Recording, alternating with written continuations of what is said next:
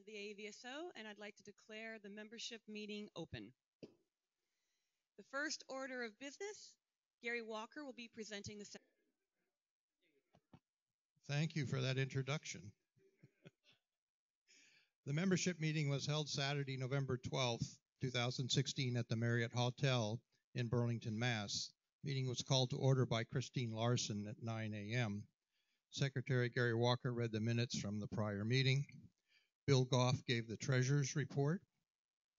Stella mentioned members and friends who had left us during the year. Stella introduced the staff and thanked them for their efforts. She then gave her director's report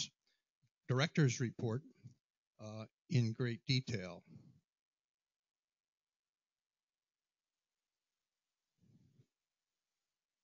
Christine mentioned Jenno, Barbara, Joe, and Aaron. That's Jenno Sokolowski, Barbara Harris, Joe Patterson, and Aaron Price, thanking them for their service on council. They were rotating off.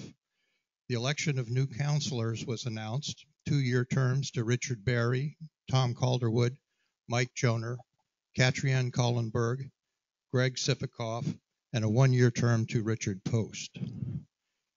An award ceremony was held. Both staff, volunteers, members, observers were recognized. We also recognized long-term members, David Levy, 50 years, Jay Miller, 49 years, Doug Welch, 42 years, Ed Lose, 36 years, Ray Berg, 32 years, Jack Davis, 32 years, and Paula Scody, 25 years. That was followed by a panel discussion of the role of AAVSO in the era of multi-wavelength all-sky photometric surveys. We had representatives from the KELP program, TEST program, and the message was that we in AAVSO are not going to be out of a job because the parameter space is still wide open for us and with lots of follow-up. And in addition, it was suggested that we get specialized, define our science, and do not use RGB filters for our science, but to use photometric filters. So, questions? Okay, thank you.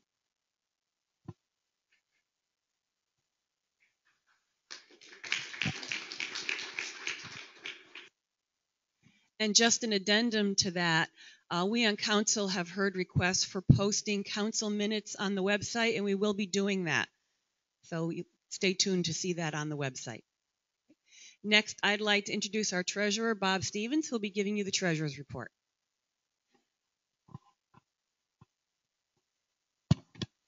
Good morning, everybody. We're here to the exciting part of the program. Everybody had their double espresso, stopped at Starbucks on the way up, right? Okay, and for all of our listeners online, walk over to your Keurig machine, press the brew button, and away we go.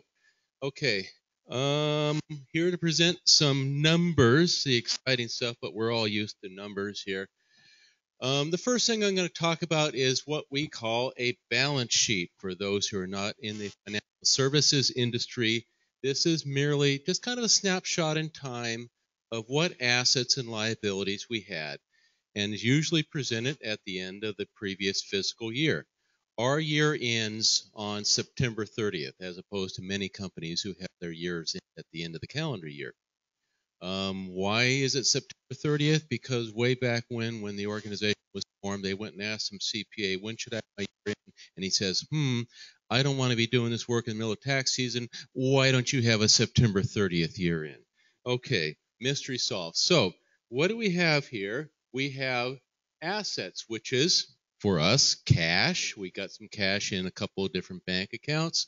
We have our investments, which are currently spread between 2 different investment groups. We have a few other little assets. And then we have what's called fixed assets, and that's the building, the computers, the desks, the calculators, that sort of stuff. All of the top 4 ones are what's called market value on the last day of the year. The fixed assets are what did we buy them for. So that doesn't have a lot of value to us, as far as a number is concerned at least, because it's not real. But anywho, we add all that up. We got $15 million of assets in the organization. Now we offset that with liabilities, and then the rest is our fund balances. Well, okay, we got a little bit of liabilities, some payables owed to some vendors, some accrued vacation pay, stuff like that. And so here's our fund balances, and this is an area we're all concerned with. We got some permanently restricted, some endowment funds and stuff. We have some temporarily restricted, think your AAVSO, net, mail, and other funds. And we got everything else. So everything else is a bit over 11 million. 200,000 is restricted for specific purposes, and then the permanently restricted thing. So that's our balance sheet. Now, we also like to kind of compare that to a previous year, so just to see how the numbers change, and we can see that, well, the biggest change in the number is our investments went way up this year. That's no surprise to anybody who's just keeping even a casual interest in what's going on in the stock market the last year. So no surprise there, but everything else is fairly similar. So our next report is going to be, we're calling it a profit and loss, but that's really a misnomer for a not-for-profit organization, isn't it? The term really should be the statement of revenues and expenditures, but that's too much of a mouthful. So we're calling it the profit and loss statement. And this shows the revenues coming in over a year's time and then what it was spent on. This is the traditional presentation here. So we say, we've got some dues, we got some contributions, we got some meeting income, we got some other stuff coming in.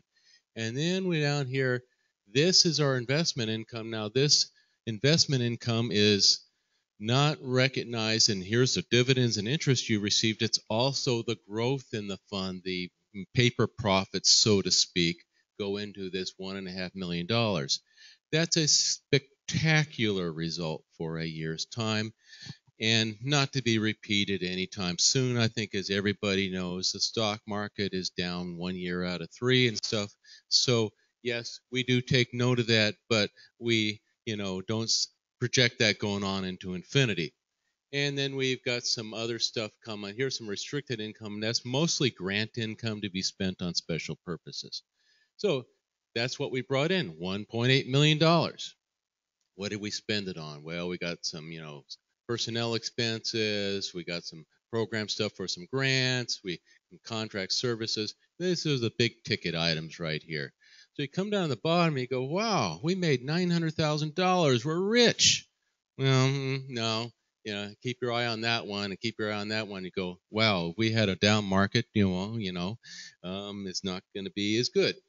So this is the result from October 1st, 2016 to September 30th, 2017.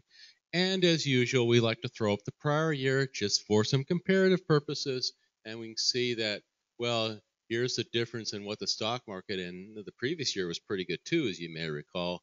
So, but you can see the biggest difference down here is simply what's going on in our investment portfolio. That's the traditional view. Now, I look at this for a not-for-profit such as this and go, that's nice, but not quite as usable, because I know a lot of this money is earmarked for special purposes and everything. This doesn't really tell me what I need to know. So let's go to a different style of presentation. Keep your eye on the 904 down there, and let's just take that 904 and spread it over what we're actually doing. So here's all of the temporarily restricted funds. You can see the money coming in, you can see the money going out, and you say, oh my gosh, we lost $64,000. No, what we did, we spent some money we collected in previous years for their purposes in those temporarily restricted funds. Okay, here's our endowment funds, and well, we got $1 million there. Okay, good, that's great. And then this is our operational column right here, the unrestricted. And what we did is we took in $520,000 of our of our investment. We applied it to operations. We have the other things that we brought in, those membership dues and contributions and so on. And then we spent it on, operations as we're supposed to. So it basically broke even as it's designed to do. We set this budget up here and we budget carefully and everything is polish our crystal ball as well as we can with the hope that operations breaks even at the end of the year. So that's a presentation that's somewhat more useful for us here. Okay, now I was debating whether to stop here or not and whether to go into detail on the temporarily restricted funds. And I got a request at dinner last night that, yep, that last slide you put in there, please go ahead and show it because that person wanted to see what's happening in all of those temporarily restricted funds. So back up here, that's this column right here. Remember how that comes down to 64,000, and this is how we're spreading the whole thing. There's that 64,000. So of all of that group, here's how it's divided up. Each one of these is a special purpose fund designated by the board or by the donee to say these monies can only be spent on these things. So the classic, of course, is the AAVSO net. This year we had $300 in donations. We spent $3,000 on various things. So we have expenses exceeded income by almost $3,000. We had $28,000 in that fund at the start of the year. So we have $25,000 of unspent funds in AAVSO net at the end of the last fiscal year, September 30th. And so on and so forth across. We have the director's discretionary fund, received $2,000 in donations, only spent $900. So it's got $22,000 left in the discretionary fund. The mail fund, used for, attendees and stuff, the Maddie fund, and that's research for an undergrad and various things. Skylog fund, you're looking at that going, wait a minute, we spent 45,000. We collected 50,000 in the year before, and here's where we spent it on a special purpose for that grant. Yes. Yes. We have a ringer in the audience. He knows what he's talking about. Okay. This is a thing I pointed out to the auditors who are actually auditing right now, and they were sending me emails yesterday with questions. The NSF fund, and I know this because I manage an NSF grant. What you do is you spend money throughout the month. At the end of the month, you jump up on their website and you ask for the money back. So in principle, on the last day of every month, you should be even. You should be reimbursed for everything that you have. So the AAVSO fund, from an operational standpoint, should always clear out and come back to zero. You should have none of their money in your pocket, and they shouldn't owe any money to you as long as you jumped on their website in time. We ended up, through an error in the accounting books, there was a small balance there at the start of the year, which I had to clear out.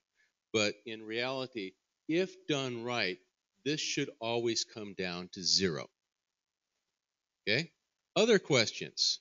Another? Okay. The question from our member is there any more money in AAVSO? Yes, that's a separate question. We're not holding NSF funds in our possession, but there's still money left in the grant. Yes, maybe Stella can tell us. No, she can't. It's several tens of thousands that are left in that grant, which we can draw upon. The grant has been extended.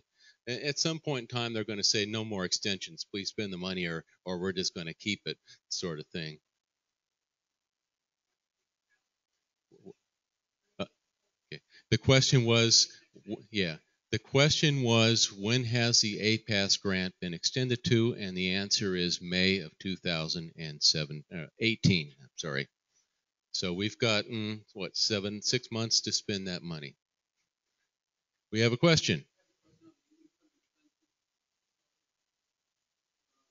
This one or this one? Okay.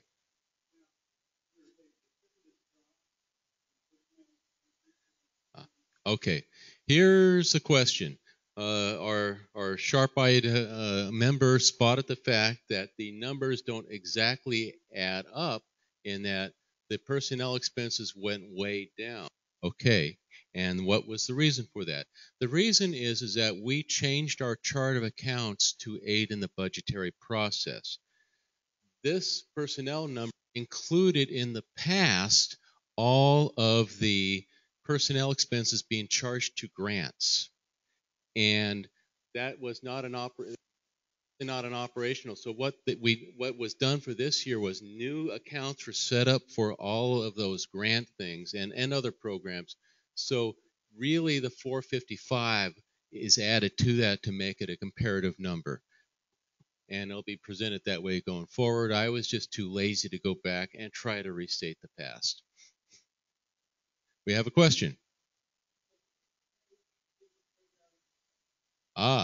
A great question is, what percentage was taken out of the endowment? And I'm sure a sharp-eyed person spotted that one also. It's on the next slide, I believe. Okay, the board, the council, I keep calling it a board. It's going to take me a while. The council authorized for several years a 5% draw from the endowment fund.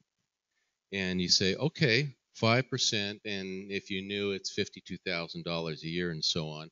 And you say, well, 52,000, I'm sorry, a month. 52,000, well, I can do that math in my head, but it's not $520,000. That's 10 payments. That's not 12 payments. It's really 628,000.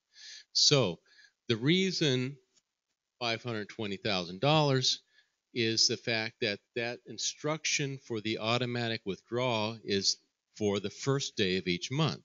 Now, if you're on a semi-monthly payroll and you know that if your payday follows on the first day of the month, the payroll service is probably going to push the payment out to you early or in some cases late, so you get some timing differences. So we have some timing differences going on here, and actually only 10 payments were physically transferred in the current year. But it's 5%. Now, I'm anticipating your next question, what should it be? There's been a lot of debate and discussion on that in the council. We took up a substantial amount of time on Thursday discussing that very concept. And the council directed that we're going to ask the investment advisors for their opinion of what the sustainable number is, which is anticipated to be something less than 5%. Is it 4%? Is it maybe something a little higher than that? We're waiting for the professional opinion to come back, and the council directed that the withdrawal from the endowment fund, we are going to go back to what's called the Cohen rule, and basically draw from a sustainable so that the principal in the endowment is preserved, through infinity or whatever the useful life of the organization may be. You have another question? Okay. Okay.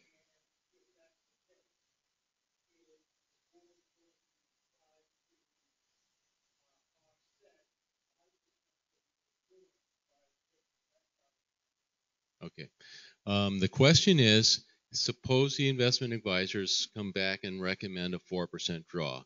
Are we going to go back and try to make up the past and recoup the difference between a 4% and 5% for whatever period of time that was? And I'm not clear myself. And the answer is the council did not direct that to happen. They directed to try to do it correctly from this point forward, with the recognition that sometimes emergencies also happen. An example was given: a tree blows over onto the property and damages the roof, and we might have to, with council approval, of course, they may make a direction to use part of that to repair the roof, for example, for a critical thing like that. Do we have other questions? Yes.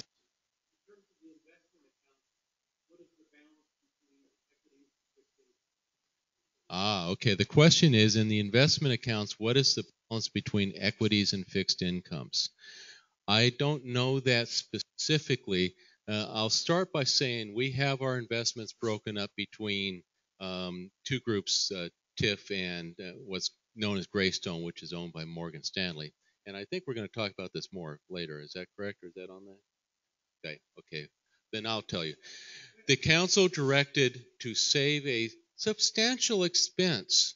We're going to combine those two funds, and the council directed to combine it with Greystone because they came up with a very good plan for mitigating risk yet having a very good return, something sustainable into the future. And then those are the people we've asked for the recommendation as to what the draw should be. Now, I don't know the TIFs are mostly invested in mutual funds, to my knowledge, and you really got to dig deep. But we're going forward, and we decided to sell all those off and invest with Greystone. I've looked at the Greystone portfolio. It seems to be mostly in stocks. There are some alternative investments to help balance the portfolio. I'm not sure what those are in. But it's mostly equities, to answer your question, I think. Yeah.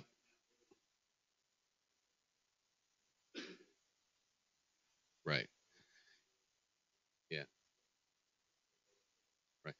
Pretty much Dick commented that they're mostly in dividend paying equities, and pretty much everybody's saying stay away from bonds until we know what's going on with interest rates in the future.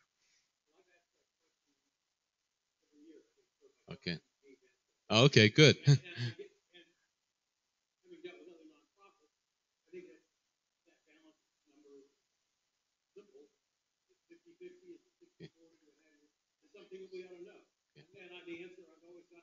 Okay. Well, okay. David wants to at least get some kind of percentage, or at least an approximation, and maybe Gary or Dick can answer to that a little better. Oh. I looked at a pie chart a week or so ago, and I looked at several of them, and it was about 80% into equities. And the alternative stuffs are some hedge fund type things that are at a small percentage of the portfolio. That is very aggressive, but you could do a classical 65% equities and 35% fixed income. You would be leaving money on the table today. I mean, they wouldn't have done this 10 years ago or 5 years ago, but because bonds don't pay anything, you have to push the equities or do without the income.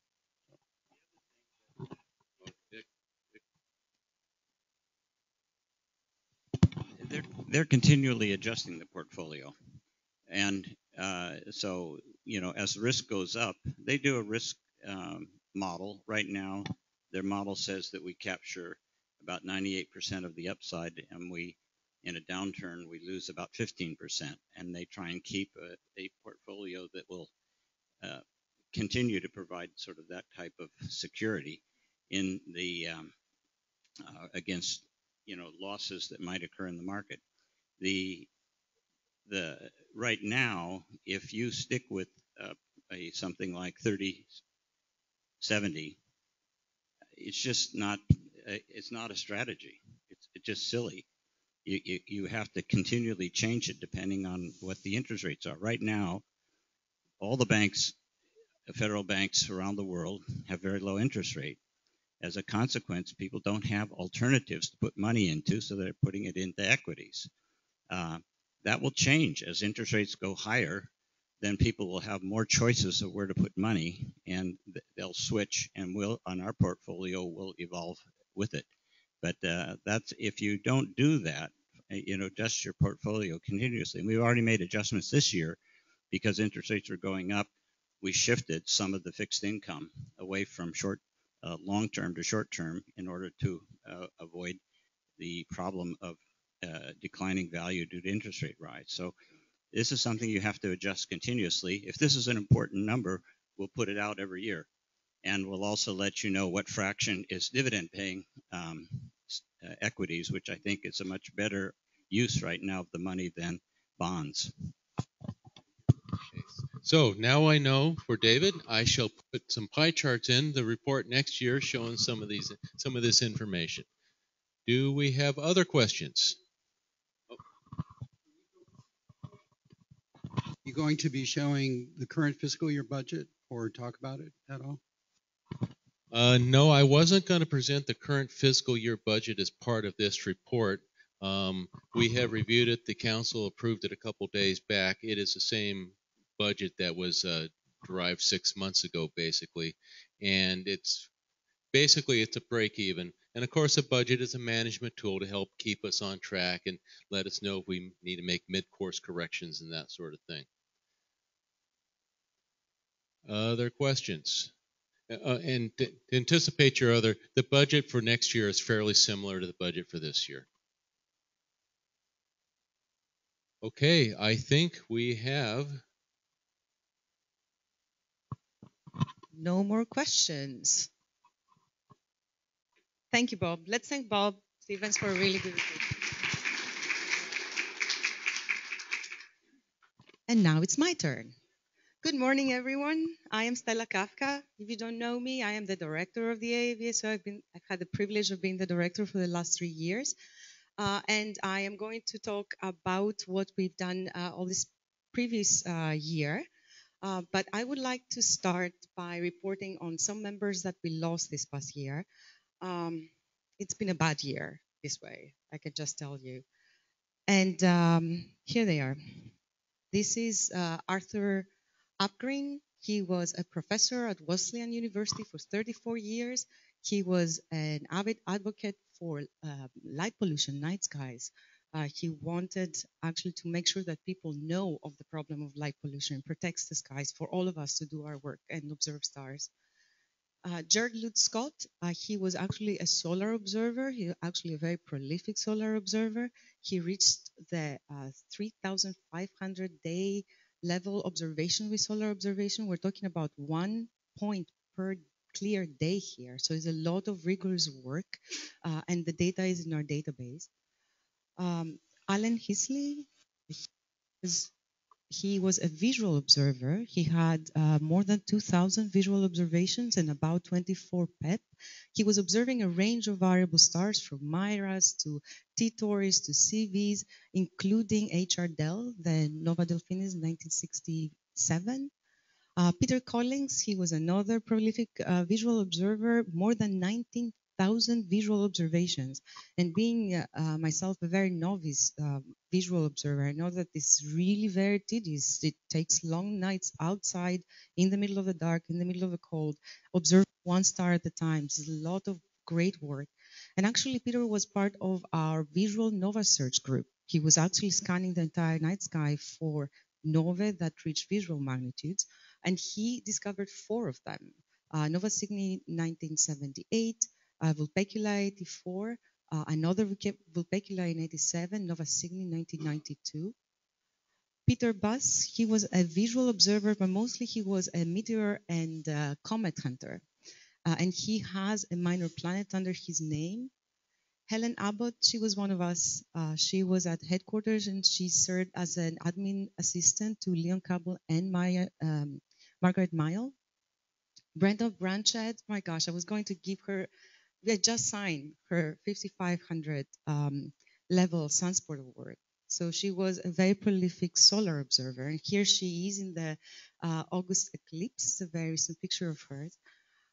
Arthur Perlmutter, he was a 55 continuous year member of the AAVSO, more than 10,000 visual observations in our database under his name.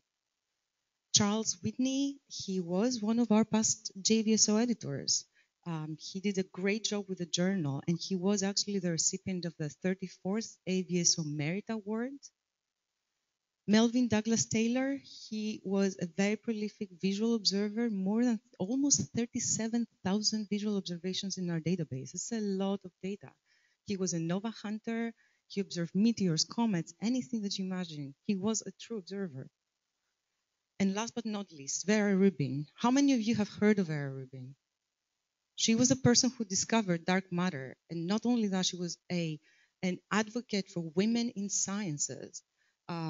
Back at the time where there were not many women in astronomy. I was very fortunate to know her personally. She was actually my next office neighbor when I was at the Carnegie Institution of Washington. A very humble person, a very nice person, always a smiling person. We lost her earlier this past year. And this is a quote from her. She was saying, "I'm sorry I know so little. I'm sorry we all know so little, but that's kind of the fun, isn't it?" So here they are, people that we lost from our midst this past year. And I would like you to join me in a moment of silence, honoring their memories. So if we could all stand up, please.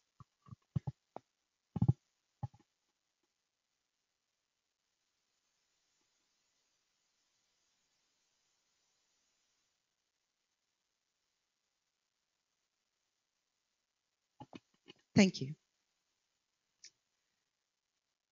With that, I would like to move to a different topic and acknowledge the work of our staff at headquarters. There's lots of things happening behind the scenes, and there are lots of people who made this happen. There are lots of things that we do at the AAVSO, and you'll get a flavor of what we were doing last year here.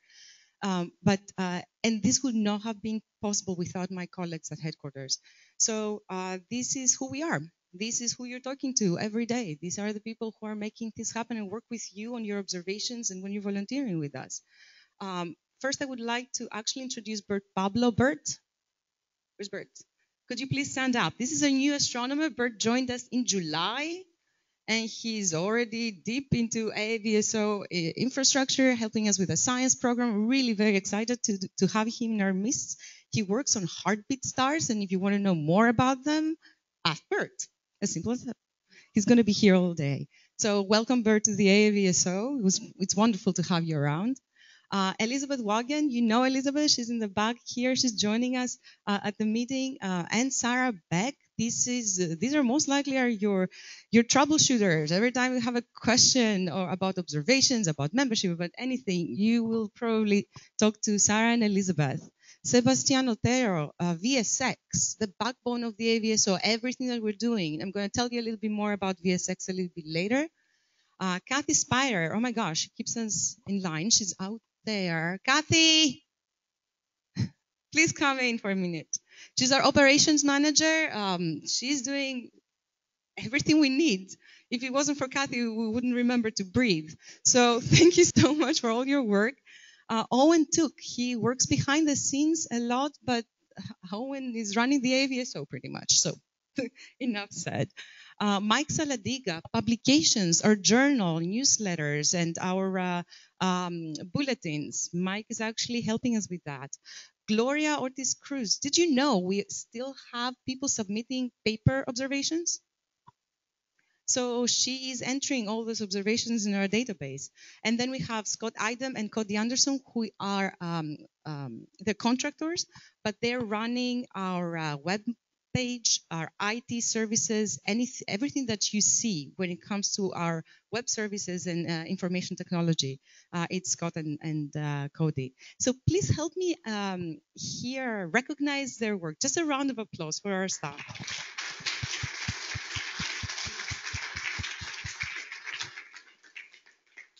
For our colleagues at the headquarters. So I would like to start by actually reminding you why we're doing what we're doing. This is our mission. This is actually the reason why the AAVSO is around, to enable anyone, anywhere, to participate in scientific discovery through variable star astrophysics. And you see some strong words, right? And among those strong words is anyone, anywhere. The AAVSO, since its infancy, has been a discrimination-free, a harassment-free, a very open environment for anyone and anywhere to actually do their work. So this is our policies page. I would encourage you all to take a look at them. This actually states what our mission is stating, that this is a place where we're discussing science, and we're discussing science only, and everybody is actually welcome to participate. So with that, this is an outline of what I'm going to talk about today. I'm going to give you an overview of how we're doing. I'm going to talk a little bit about some of the science that we have been involved in. After all, we're all here for the joy of discovery. I'm going to talk about what we've been working on at headquarters during 2017 and talk about next meetings. I would like to share some of my personal thoughts at the end. And then we're going to talk about the results of our election and Observers Award. And I'd like to start by talking about our membership. Our membership is more or less flat. So this is a histogram showcasing number of members with time since 2010. Actually, I could back. It more or less looks the same. This is a better way of actually seeing things. So what you see here is with red line is the total number of members. So we have about 1,100 members. That's the bottom line. These are the, oops, wrong button. Come on, Stella.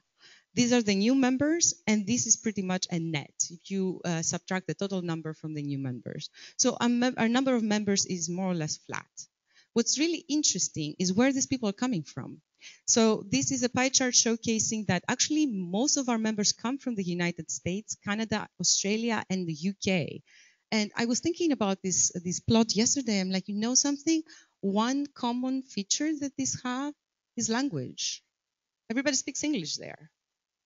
I don't even know if this is significant or not, but that's how it actually struck to me. What's really very interesting is that in the other, etc., we have 53 countries represented in our membership. Considering that there are about 200 countries on the planet, 1/4 of the world is represented here in our members. So how about observers? Who is observing for us? And again, the first place is the United States, so most of our observers are from the US. But here things are split a little bit more evenly. We have lots of people from Spain, the UK, Germany, France, Italy, so lots of European countries here, Australia, and other.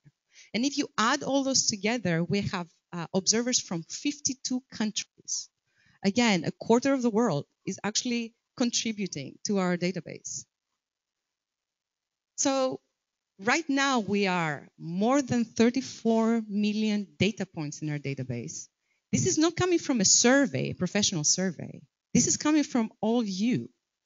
And what is really cool here is that you can actually see that once digital detectors became available, things are moving exponentially. This past year, we hit 2 different milestones. And actually between June, where I presented a report at the spring meeting, and here, we've increased our database by 1 million points. So we're talking about data coming in our database. Wonderful. So here are the 2 milestones, the 33rd and 34th million point. The 33rd million point goes to a carbon star that was observed to be at 11.3 magnitude with a DSLR camera by Mr. Deshpande from India. And the 34th million point goes to an Era Lyra star, SW Andromeda. That is an Era Lyra of magnitude 9.5 by Mr. Arranz in Spain. That was a CCD observation. Now here's where things become really interesting. Where do data are being downloaded by? And here's things look much more uniform here. It seems that this is the top 10 countries where data are being downloaded by. But you can see that the numbers are quite close. And interestingly, first is the US and then China. And then Sweden, India, Japan, Chile, Brazil, UK, Ukraine, Spain, and 48% in other. We have 62 countries here. People from 62 different countries are downloading our data, and they're using them for education, just to check a light curve for their own research projects, for the students' research projects, all over. And what is really interesting is tracking the number of refereed publications with our data in. So this is, again, a histogram of the number of refereed manuscripts with time. 2017 is incomplete, and we usually see a rise around November, December. Everybody's wrapping up projects, and they're sending them to journals, etc. So this is incomplete for 2017, but we see a rise of manuscripts, and these do include the APAS manuscripts that do use APAS data. So what kind of research do these represent? I have just a small part of research highlights, some of the projects we worked on in 2017. And I would like to start with something that you heard yesterday from Koji's project. It's a really, really cool project. It had to do with detecting, following up, and trying to understand shocks in novae. This is a Fermi target, Assassin 16MA. And actually, as Koji mentioned yesterday, only AAVSO observers were able to get an optical light curve, simply because your telescope, your time, you can do whatever you want with it. There are no restrictions. So even if the star is too close to the sun to be observed by professional telescopes, you can do whatever you want. You can actually take data, and your data are really important. They make it to Nature Astronomy, and they reveal secrets of the universe.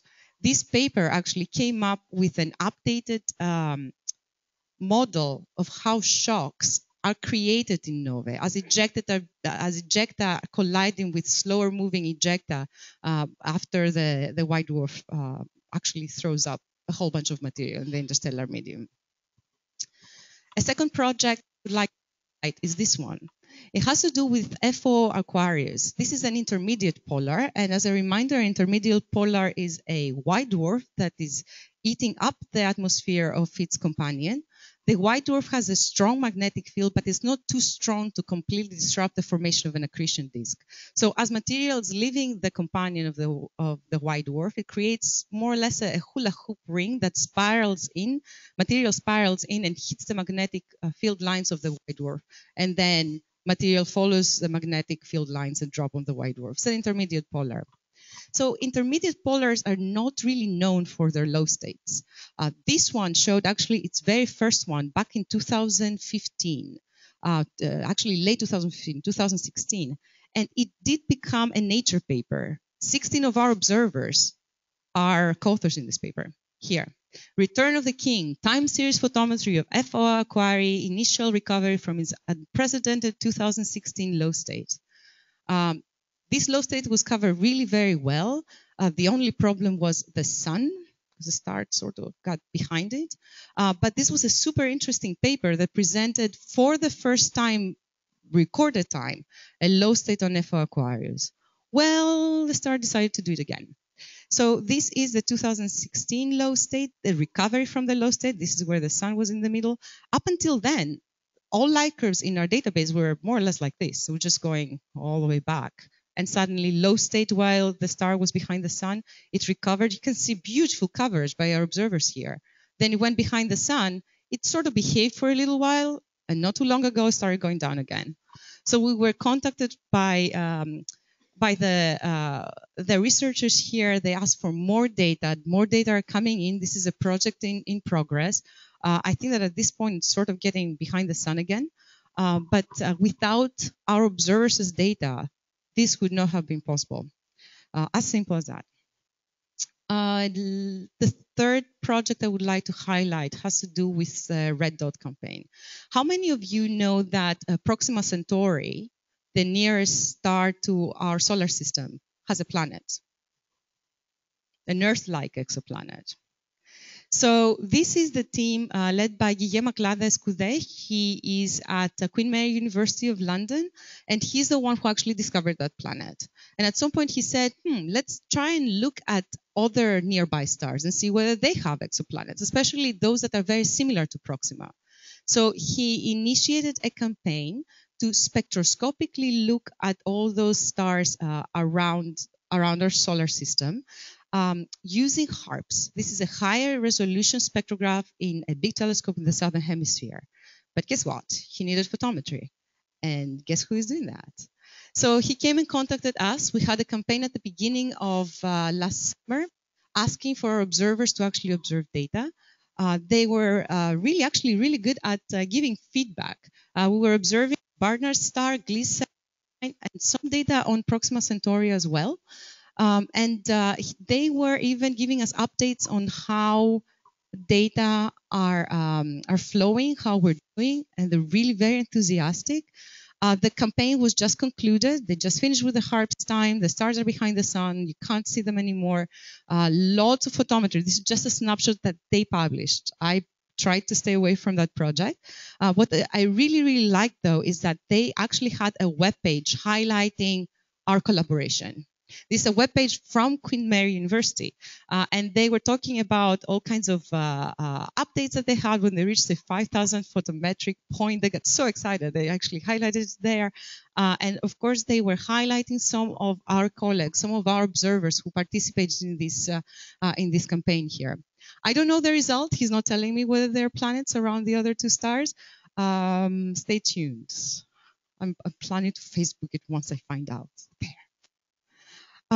Not only that, we are also keeping an eye on old favorites, and this is one of them. This is T-Corbor. T-Corbor has been a nova in 1950. This is the nova eruption. This is all visual data, actually, from our database. I went up. Actually, it was sort of going up. It went up and then down. They had a bump. I kept going. And pretty much for CV, it's been kind of behaving-ish during those decades. And at some point, and this is actually when CCD data started becoming available, so you can see with green points the V photometric data, with blue points B photometric data, and then R and I, alongside the visual observations. And then a couple of years ago, actually one of our members, I think it was Ulisse Munari actually from Italy, who notified us and said, it's sort of becoming bluer. And actually it is becoming bluer. And within a time period of about several years, it's kind of increased its brightness by a magnitude. So it's sort of kind of doing something. And the reason why this is suspicious is because it's sort of kind of was doing something in the 50s right before it erupted. So this is a nova that is sort of overdue for another eruption. So we're really be grateful if you keep an eye on it. And while we're talking about recurrent nova that are due for an eruption, my friend Brad Schaefer actually asked me, since I am in a room full of observers, to keep an eye on a whole bunch of other stars that he has listed as recurrent nova that are due to go off any time now. There's a manuscript with all this prediction behind that, and I can send you all a reference if you're interested in. The interesting part here is this star, V2487 Ophiuchus, was supposed to go off last year, so it's overdue. So there's at least one case where the prediction is not right on. But this one is for 2018, I believe. This one is coming up. Ars Ophiuchus expected 2021. USCO, maybe 2020, maybe. And you see Ticorbor and see Aquila here. So if you're interested in fillers in your program, please keep a look at those guys because you never know what's going to happen. And actually, most of them are going to go really bright. They may become visual nova in the end. So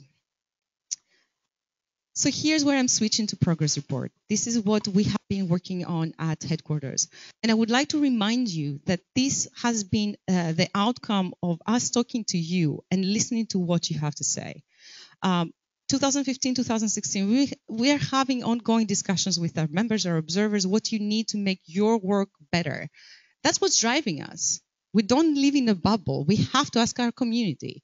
And we are acting upon all those things and all the feedback that we're getting. We're trying to actually make things better for you. And we started with VSX. Again, VSX is our super catalog of variable stars. It has updated information on, at this point, almost 500,000 known variable objects in the entire sky. We're keeping it as updated as we can, and we're importing new catalogs, new lists as they become available from surveys. VSX is actually a place where new observations are being submitted by observers all over the world. They discover a new variable object, they report it to VSX. And at some point, we're getting lots of questions at headquarters. So how do I submit my data? What kind of data do you need? What is the acceptable amount of data? How do I make these reports? So in response to that, we actually built a page with frequently asked questions. And most of the times, these are things that you repeat to people when they're asking you. So we wanted this to be the first point of contact for those who are asking questions like that. As in, please take a look at this, this frequently asked question page if you want to know more or less how VSX works. And then if you have a question, come talk to us. We updated also our policies, how we should be updating VSX. There were lots of incomplete updates, so people were submitting information and then they would just leave the submission open, do nothing with it. So we decided that we wanted a policy on that, for example, and of course detailed instruction on how to submit the data. And this is a lot of work for Sebastian Otero, along with everything else that he's doing, and Patrick Wills, who is actually a volunteer who works on VSX. We also, thanks to some of you who actually have been instructors in the choice courses, we have been offering choice courses trying to improve our observer skills on different aspects of observing and including different pieces of software. This past year, we offered 10 choice courses, and actually 3 of them are new. With a big thank you to Dennis Conti, we offered one on exoplanets. We offered it twice, actually. One on PEP. Jim Kay did a fantastic job introducing PEP, and Brad Walter offered data with VSTAR. But with those, we have some really good old favorites, talking about variable star light curves and classification for those who actually looked at the AAVSO and said, okay, American Association of Variable Star Observers, what on earth are variable stars? Developing a visual observing program, talking about CCD photometry, VPHOT, VSTAR, enabling our observers, our members, each and every one of you to do research. We don't want you to just take data. If you want to be involved in a project, go right ahead and do it. And DSLR photometry, Barbara Harris, is a program that is actually running right now.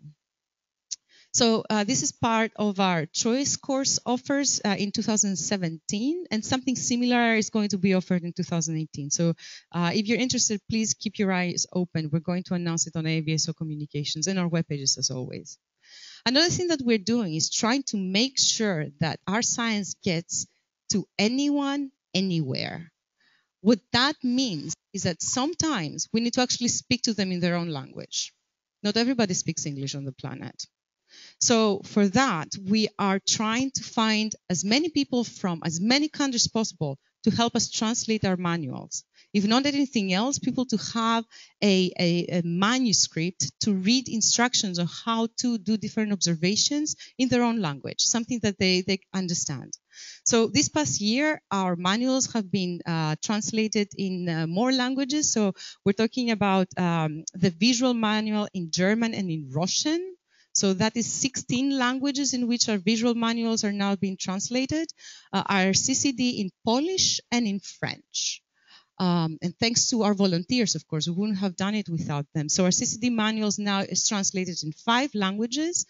The 10-star tutorial was translated in Arabic, and that was a volunteer work.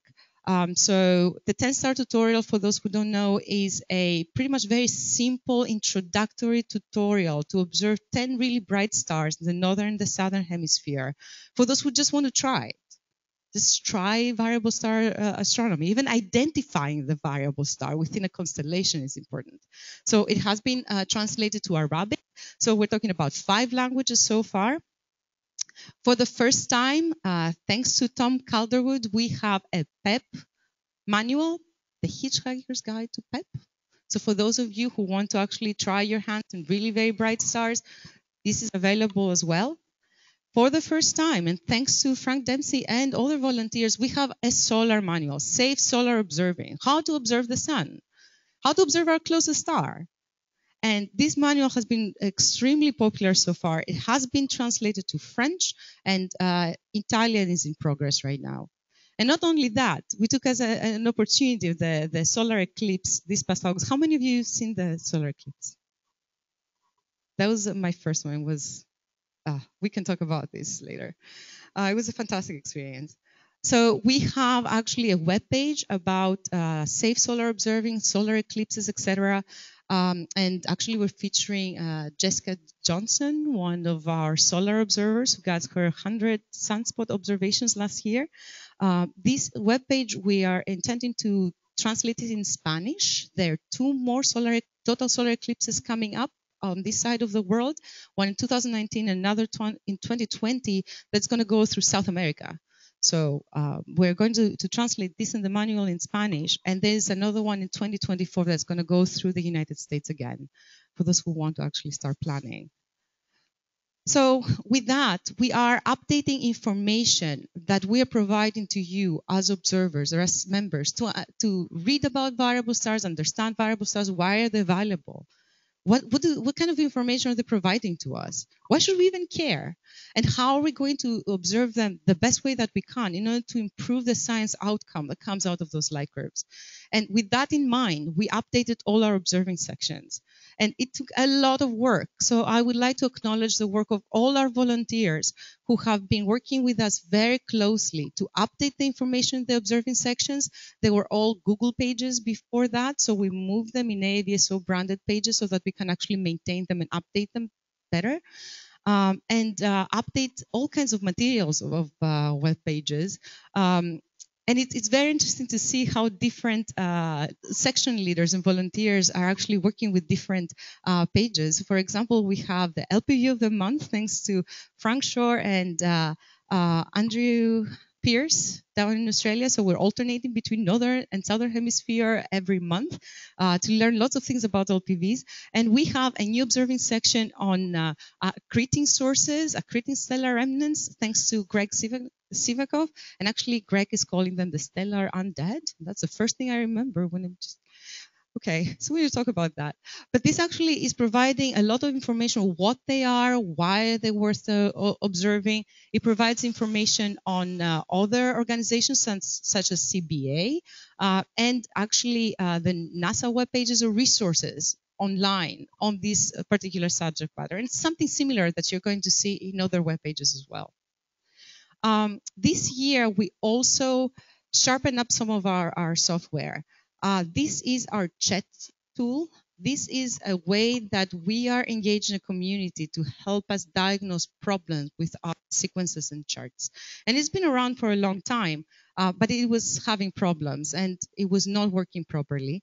So thanks to Phil Mano, who actually did a rewrite on this tool, we have a new, fresh tool here that is enabling people to submit errors and search different old reports on charts and sequences. So please use it. This is for you. When you find an error in one of our charts, please report it and help us actually fix it, because we can't be everywhere. We're really counting on you to help us with that. Another thing that we launched was a new light curve generator. This is a project we started in 2016.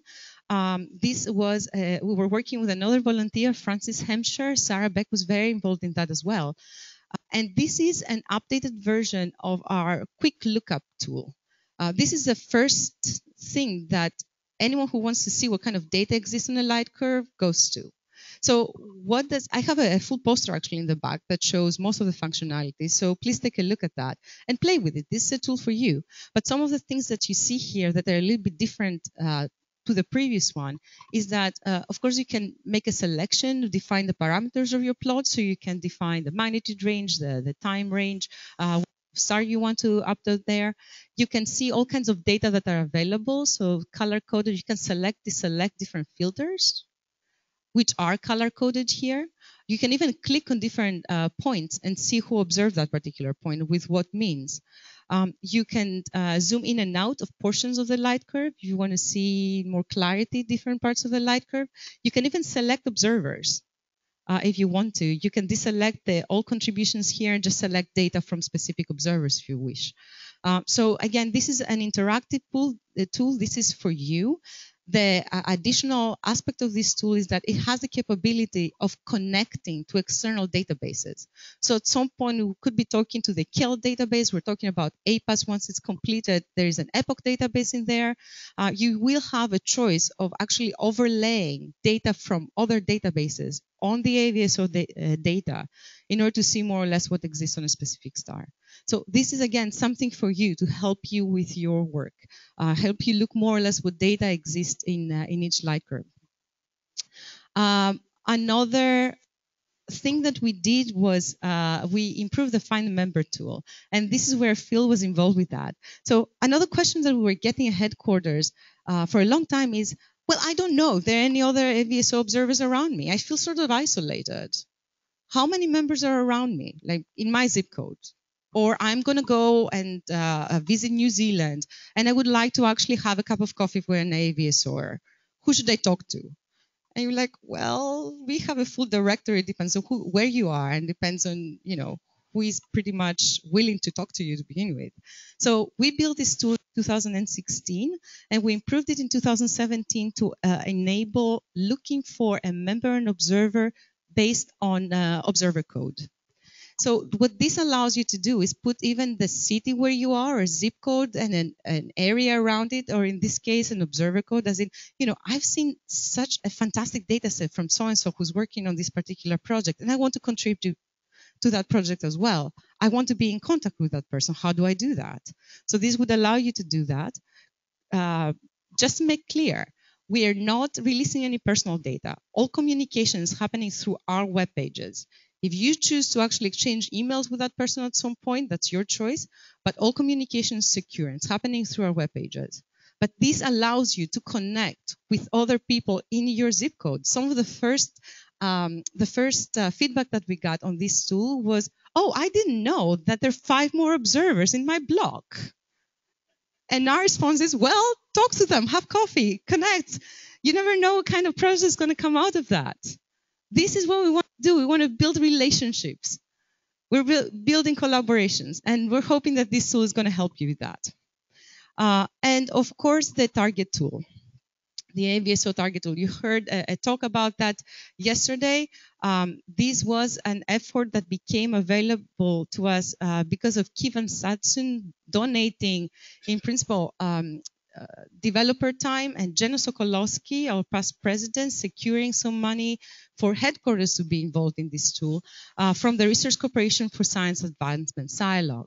So this addresses a different question we were getting at headquarters for years. What should I observe tonight? Yes, we are getting phone calls like that. What should I observe tonight?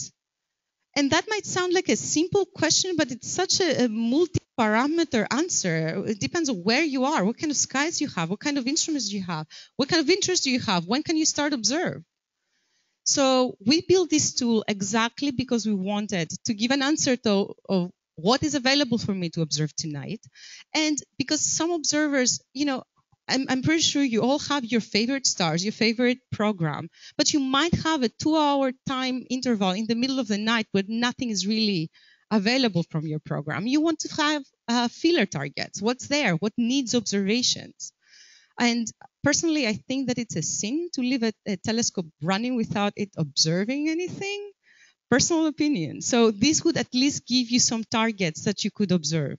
Another reason behind building this tool is because it's fantastic that we're being involved in cutting-edge science. It's great that we have professional astronomers with high-profile projects coming to us and asking for our collaboration, for our observations. But at the same time, we need to keep in mind that there are stars that need to be observed nonstop. We have 700 stars in our legacy program. These are stars that have been observed for more than a century now. And we're learning nonstop. Every time we have a new data set, we're learning from them. And we need to make sure that they keep being observed.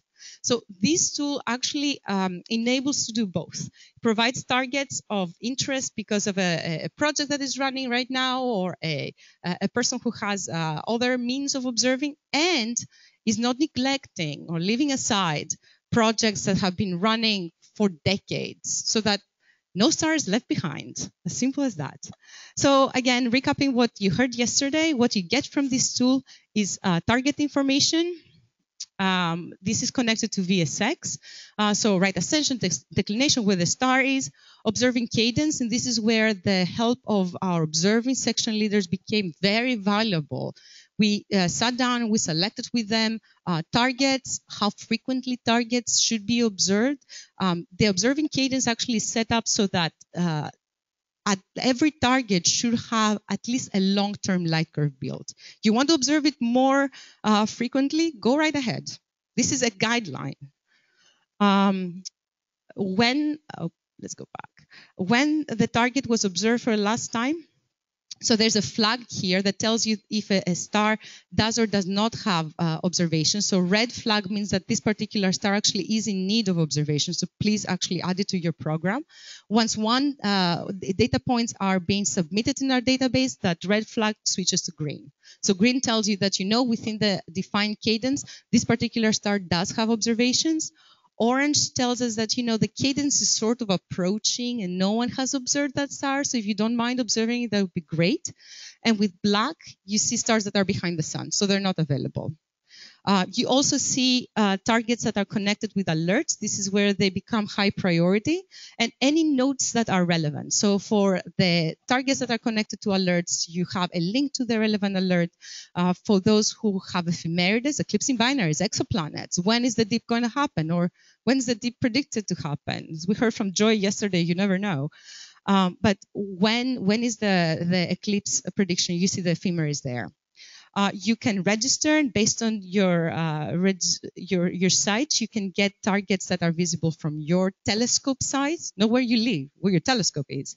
And of course, you can select a variable star type based on your personal interest. So if you're interested only cataclysmics, you're interested only on long period variables, you can just have those in your program. If you're interested in a medley of those, you can have all of them if you want to. For every observing section has a link to this target tool. So, for example, if you go to the accreting stellar remnants, you will see a button like this. If you click this button, you will see the targets that are relevant to the observing section. And of course, from here, you can deselect any targets that you want. So again, this is a tool for you. Use it. This is for your benefit. If you want to plan your whole observing program based on that, go right ahead. If you want to just select a couple of targets that are in need of observing, go right ahead. It's, again, something that we created for you. At some point, actually this past year, we launched an annual campaign. And thank you so much for your contributions. Not only we reached our target, and we also surpassed it. The target this year was $40,000, and the fundraising committee and council was very, very active and managed to secure matching funds. Actually, we launched what we call the Citizen Astronomer Promoter Challenge. So for those who donated more than $250, we gave a cup, and I earned mine, so I get to wear it.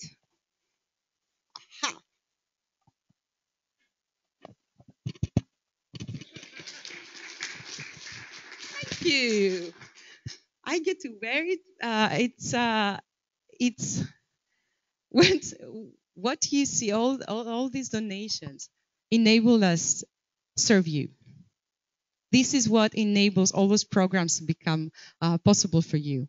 So we're really very, very grateful for your contributions. It's been a wonderful year, a very exciting year for us, lots of hard work, but knowing that you have our back, it's really very important.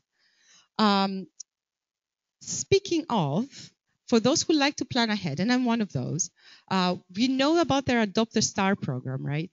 So you can adopt a star and get a very nice certificate to have the patronage of this star.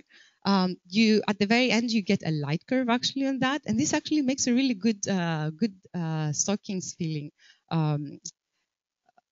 item. I gave one to my then 6-year-old nephew last year. It was Bitimon. He got so excited. Where's my star? So we sat down. We're talking about variable stars. He's getting one this year as well with the light curve, what Bitimon was doing the full year. And actually, we are planning this year to put the stars that are being adopted in the alerts tool, in the target tool, with a little triangle right next to it. So we make sure that they're being observed nonstop. So this is another way to support the AAVSO, and it's a really nice way to introduce variable stars to kids. I know of at least 3 other friends' kids who actually got those, and we're all really excited to see this working this way. So with that, I would like to remind you our future meetings are coming in 2018. In 2018, in July, we're going to go in the UK. We are an international organization. We're trying to tighten our relationships with sister organizations. So it's going to be a joint meeting between the AAVSO and the BAA in Warwick, UK. And the next year's meeting, 107th annual meeting, is going to be at Lowell Observatory. So we're going to Flagstaff this time, and we're even discussing with the astronomers up at Lowell. They're very excited to have us. We're going to have an observing night. I am hoping at the Clark Telescope on Sunday night, the night after the banquet. So we're going to keep you posted on what happens with those 2 meetings. Lots of really exciting results. I know they're coming next year, and they're going to be announced there, but really lots of fun in the places that we're going. You know, the AAVSO is an organization that was born by observers. It started at Harvard, but it was the amateur observers, those who loved astronomy, who started it. And these are the ones that we're serving. This is why we're here as staff and as volunteers and as council and myself to serve an international community that knows no borders. And especially in today's landscape, understanding that is really very important. We know no borders. We don't discriminate. We're one big collaboration that is trying to understand some of the most dynamic phenomena in the universe. We are all doing science. We love discovery. Every time any one of you is going out there and taking a data point, you have the opportunity to make a discovery. And maybe that discovery will happen that night. Maybe your data will be the key data that will actually discover something new 10 years down the road. You never know. But for that, we need your data. So with that, I would like to thank you for being in our corner. Thank you for being the AAVSO. Thank you for your support, your contributions, your volunteer work, your pat in the back. Thank you for talking to us. Thank you for being here.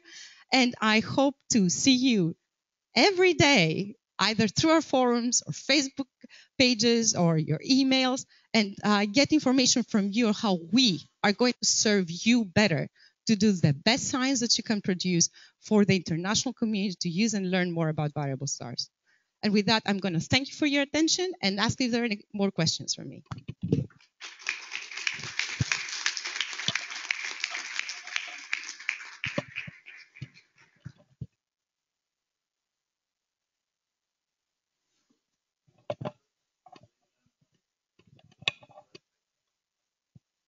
The question is whether I'm going to put these slides on the website. I'm going to talk about most of those in my director's report, the annual report, but I can definitely.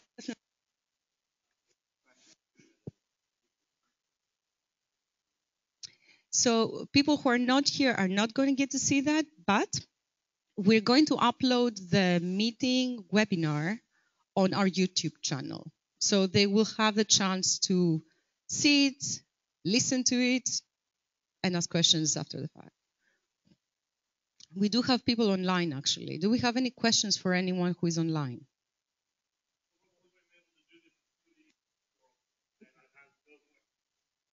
All right. No questions. They're stunned.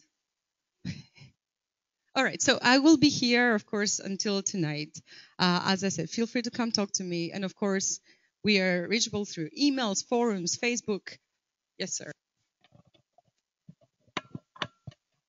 A very minor point on your spring meeting next year. University of Warwick is actually not in Warwick, but in Coventry. Very confusing. We'll correct that. I never said I'm good in geography. Just joking. Thank you, Coach. Any other questions? So if there are no more questions, oh, hold on.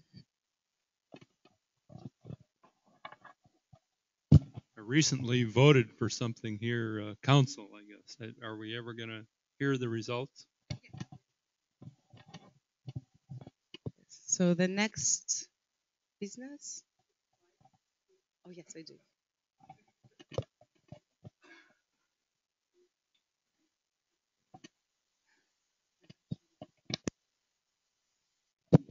All right.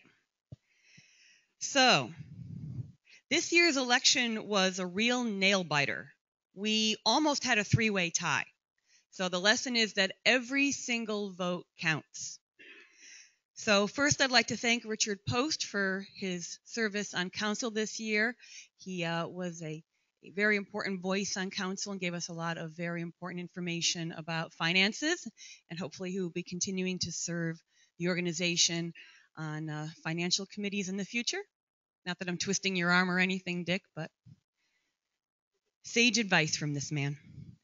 So the following four people have been elected to council: Bill Stein, Arlo Landold, Joyce Guzik, and Michael Cook.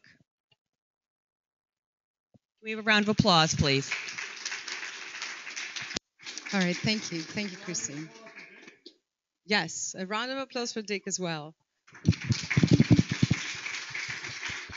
For all the wonderful work that he's been doing in our investment committee, and we hope to keep him in the investment committee. And I'm just volunteering you here. All right, so we are moving to a different part of our business today. And I think that, Elizabeth, could you please help me with this? And this is acknowledging our observers and acknowledging all the volunteers that worked and completed project with us this past year.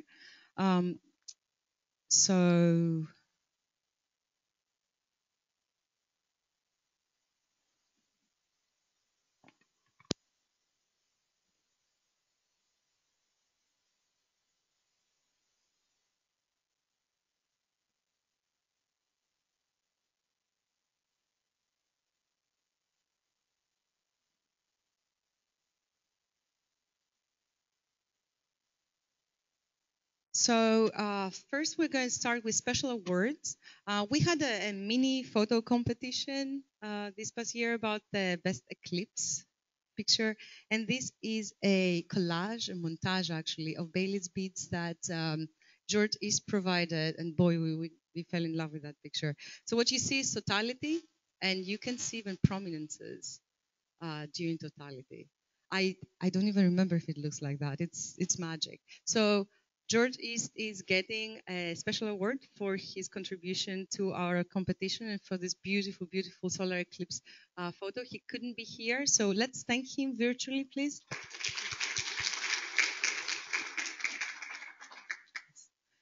The second group that's getting an award is the ATAT team, the team that made the AAVSO target tool possible. I was hoping that some of them would be here, but I know that Kevin at least is going to be here a little bit later today. But these are Chandler Barnes, the alphabetical order, Dan Berger, Kenneth Lee, Jenna Sokolowski, and Kevin Satsun. We're really grateful for this amazing tool that will enable our observers to actually add targets in their observing schedule and or actually build a whole observing schedule on that. So we'd like to recognize them and thank them for the contribution. So if you can join me. So let's keep Kevins on the side since he's coming a little bit later. Thank you. The third special award has to do with a volunteer who has been a friend and a volunteer at headquarters, Phil Mano. He worked on the AAVSO member search tool. Actually, he was the one who built it last year for us in 2016, and he supplemented it this year, and he's maintaining it. And he rewrote and improved chat for us. Lots of hard work, lots of dedication, lots of interactions with headquarters. He's one of us. So let's thank Phil for his contribution.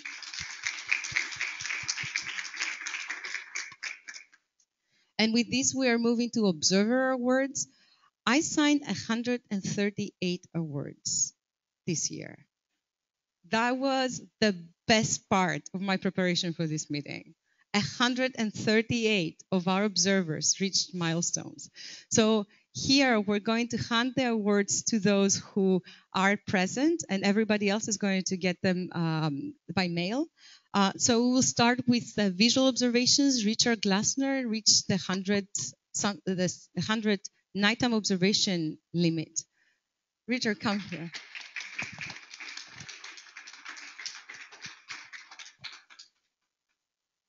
Congratulations. Since last year, yes, absolutely. We don't have any PEP or DSLR observers who reached milestones here. And as I said, we have people who reached the 7,500 level of observations in PEP, and then 100, 500, and 1,000 observations in DSLR. We do have some of the CCD observers. So do we have Cliff Kotnick here? Excellent. So he reached the 1,000 level observing. Thank you very much for your work. Dave Cowell, Dave, 10,000 CCD observations.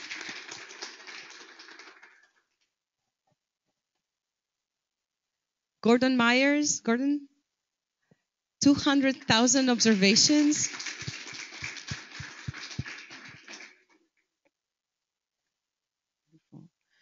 Ken Menzies, Ken, 300,000 observations.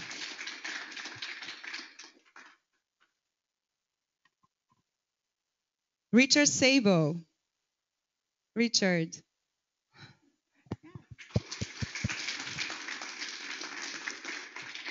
300,000 CCD observations in our database from Richard. That's wonderful. And Josh Hamsch. So that's what happens when you have 360 days, nights a year of clear sky. Actually, Josh is going to get the 1.6 million observations, CCD observations, and 1.7. We didn't give you the 1.6 last year. Thank you so much for your contribution.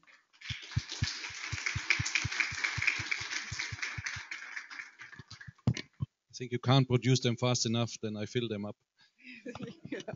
There you go. And if I may request all of you who got awards after this session to come up here with me and take a picture, I would really appreciate it. I really would. So moving on to our sunspot observers, we do have a lot of people who observe the sun, our own closest star. And as I said, this is 1 point per clear day. So we have people who reached 100 observations, 500, 1,000, 1,500, 2,000, 2,500, 3,000, 3,500, 4,000, 4,500, 5,000, 5,500 solar observations. Each one of them corresponds to a day of observing. Sadly, none of them were here, but let's recognize a contribution.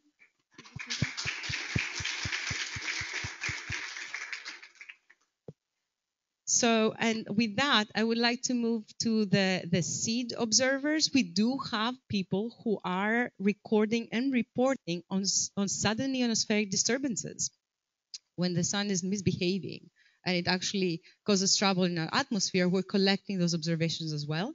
And we have two observers who actually surpassed 40 reports. This is Frank Adamson and Radovan Black.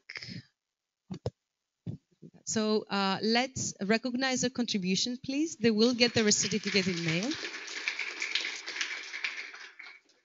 And I would like to move on to Digitizer Awards. These are people who are looking at old manuscripts that have tables of observations that are in paper, but they don't exist in any database. These are archival data that can be valuable on objects that are, well, variable and crazy, can be valuable to observers who are actually looking at historical records of all those observations, trying to piece together a puzzle of SR. So we have two people to recognize here. Stuart Morris from Pennsylvania. He digitized 10,000 both solar and variable star observations. And Noah Goldman, who actually spent a summer at headquarters with us, and he digitized 10,000 variable star observations before going to grad school. So let's thank them both for their contributions. From here, I'm going to switch gears for a minute, and I'm going to recognize members who have been AAVSO members for decades. And I would like to start with 25-year members. This year, George Gilba got his pin for 25 years. And actually, Koji Mukai, my friend, was actually became a 25-year member 2 years ago. But you were not at the meeting to get your pin, so come up.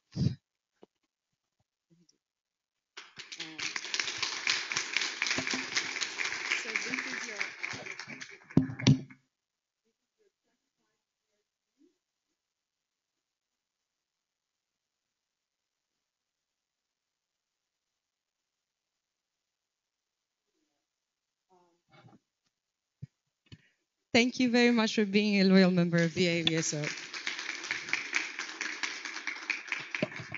And we have one more member who actually completed 50 years of membership at the AAVSO, Jay Miller. He couldn't be here, but he's going to get his pin in mail. So let's recognize him, please. And I know that many of you in the audience have your 25 and 50-year pins. So could you please stand up and be recognized? There you go. So thank you very much. Thank you all. And I'm looking forward to giving to the rest of you your 25 and 50-year pins in the near future. So with that, I'm finishing this part of our business. I would like to thank you all again for your contribution, your data, your membership, being in our corner, being part of the AAVSO. You're the ones who are making this organization such a fantastic organization. So again, let's recognize each and every one of you with a final round of applause for this morning.